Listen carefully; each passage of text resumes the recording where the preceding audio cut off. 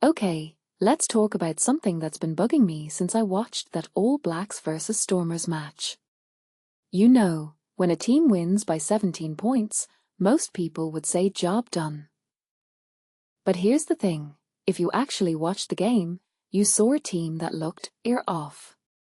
Unsettled. Like they were wearing shoes 2 sizes too small. And that's what makes this so fascinating to me.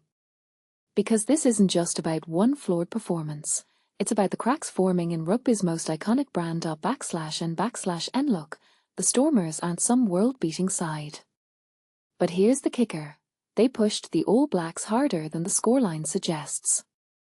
And if you missed the way New Zealand kept giving away possession in the first half, you missed the real story. I'm watching this and thinking, these guys are making mistakes we haven't seen since the pre-World Cup days.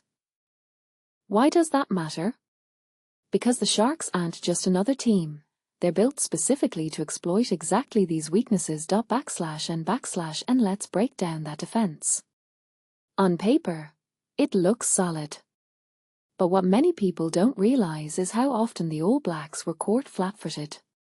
The Stormers kept throwing these short side plays that should have been shut down instantly. Instead, I saw hesitation. Like the defenders were second-guessing where to commit.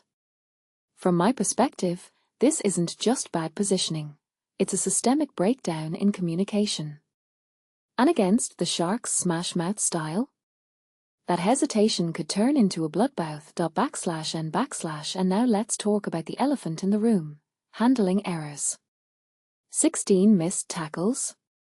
27 handling errors. That's not just having a bad day territory, that's a cultural shift. What this really suggests to me is that the All Blacks' famed fitness edge might be slipping. Because let's be honest, when you're fumbling passes you've executed 1,000 times, fatigue becomes a story. And if you take a step back, this aligns with a bigger trend. The gap between Northern and Southern Hemisphere teams is closing fast /N/, but here's where it gets really interesting. Dave Rennie's got this aura of being a fixer coach, right? But what if the problem isn't just tactical? Because what many fans aren't talking about is the mental side. These players have been carrying the weight of that All Blacks legacy for years. At what point does pride become a liability? When does the pressure to uphold the Harker turn into fear of failure?